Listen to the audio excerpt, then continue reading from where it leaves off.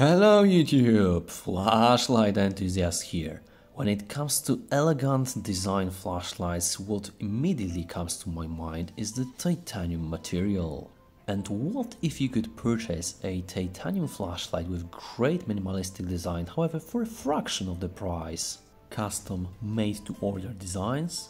Well, thanks to Niels Gadgets and his brand of Enlight D, we can now take an advantage of such situation. Let's take a look at a small 14500 E1 flashlight.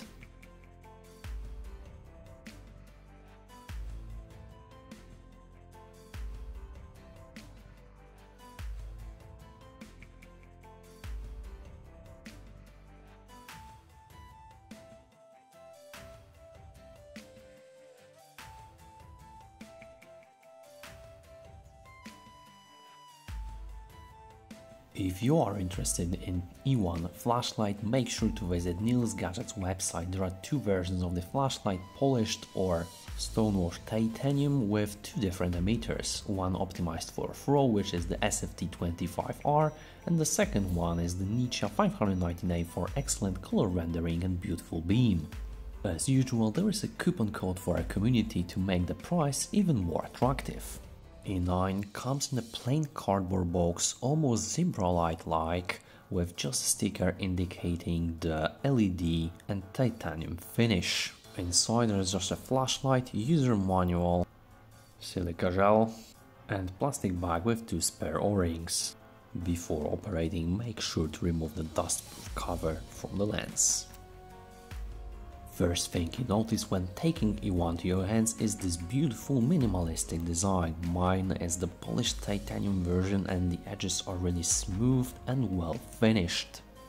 Unlike many other titanium flashlights, there is no direct copper insert at the head, which in my view gives this flashlight even better look. There is this elegant minimalistic knurling on the head, 6 tritium slots for 6mm vials to include this amazing glow-in-the-dark feature, plain polished titanium switch, bidirectional stainless steel pocket clip with quite noise retention. Actually, this is definitely way nicer than I supposed it would be.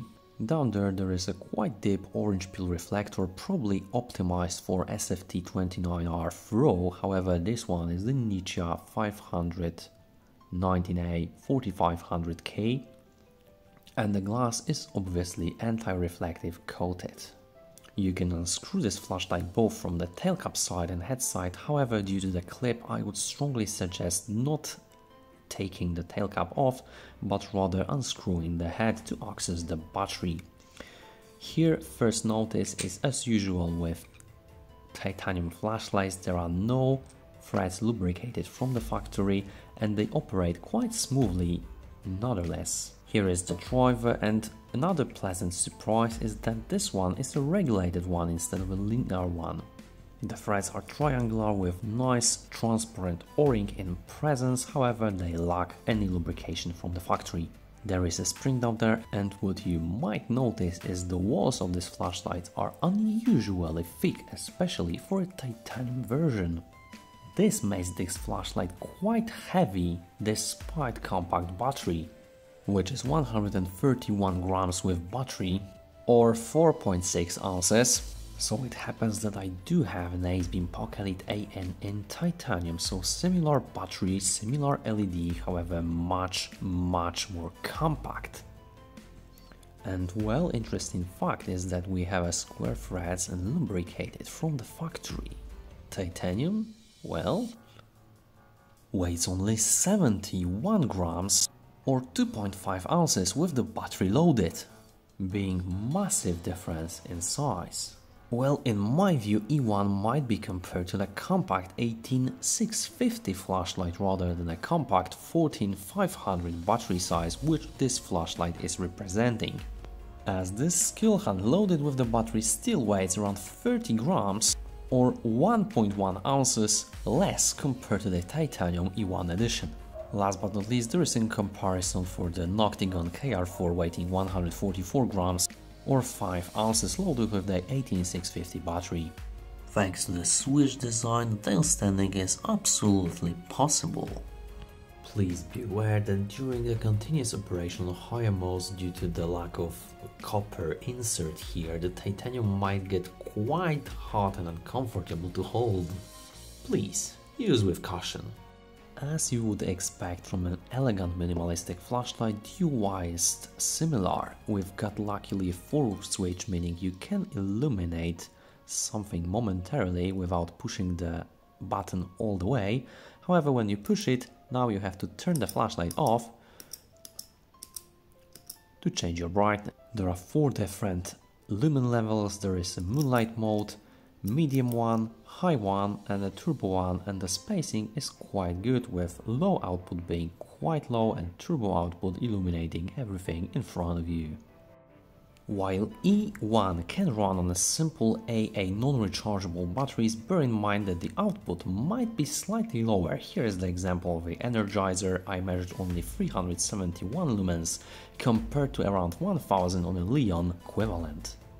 In case of E1, I was truly surprised with the performance, especially that I remember that AceBeam Pokelite AA did feature it in a linear drive, but not in this case. We've got true flat output regulation, especially in the highest output. As you can see, we've got 2 step downs, one after 1 minute and 13 seconds, and then another one after 3 minutes and 26 seconds, with flashlight being able to sustain around 240 lumens with overall runtime of 1 hour and 32 minutes, featuring only small 14500 battery. On a second highest mode, I did detect some output fluctuations over time, however they were still minor and you won't see them with your naked eye. What is surprising is that after 1 minute and 49 seconds we do have step down from around 350 lumens to 237 lumens, which is this flashlight's sustainable lumen level. Last but not least, there is your medium mode with almost flat output regulation, with sustainable around 130 lumens for over 3 hours and 19 minutes. For a flashlight with such a teeny tiny battery, this is definitely a great performance.